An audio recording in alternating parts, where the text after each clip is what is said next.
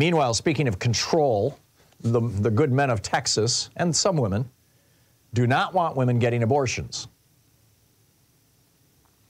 So far, there are, I believe, 5. Let me track it down here. I've got it marked up. Yeah. So far, 4 counties in Texas have passed travel bans saying that if you transport a woman through our county on the way to an abortion, then anybody can sue you for up to $10,000.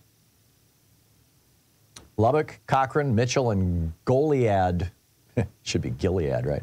Goliad counties in Texas. And now, and Odessa, a population of 117,000, and Little River Academy, a town of 2,200, have also passed similar policies. Amarillo now, with 200,000 residents, the home of Matthew Kaczmarek, by the way, the anti-abortion judge. Amarillo is now considering it.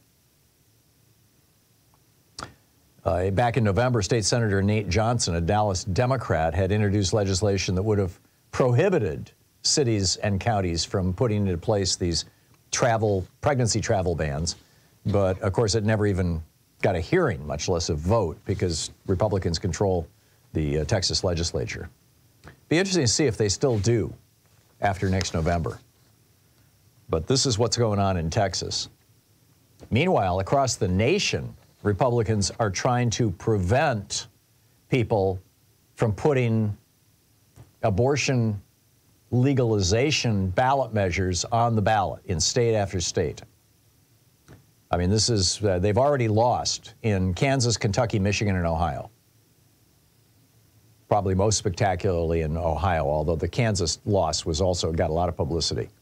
So in those 4 states, we have had ballot initiatives go on, and in every single case, the pro-abortion side or abortion rights side won by large numbers. Nobody's pro-abortion, but people are pro-abortion rights. So now you got some pushback. Students for Life is, for example, is going to,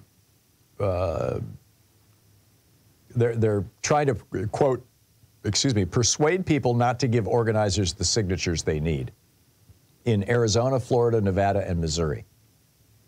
They're out there telling all their people, be alert, look out for signature gatherers, tell people don't sign those damn petitions.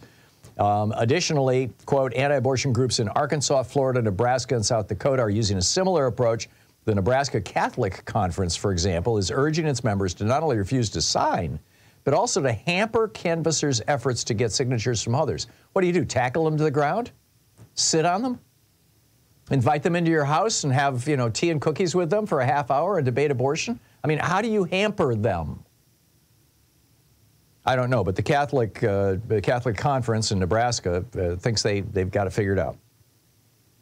Arkansas's Republican Attorney General, quote, this is according to Politico, quote, recently rejected the name and ballot title of a proposed constitutional amendment to restore abortion rights, saying it was misleading, contradictory, and possibly redundant. So if we can find a technical reason to keep it off the ballot, we'll do that too.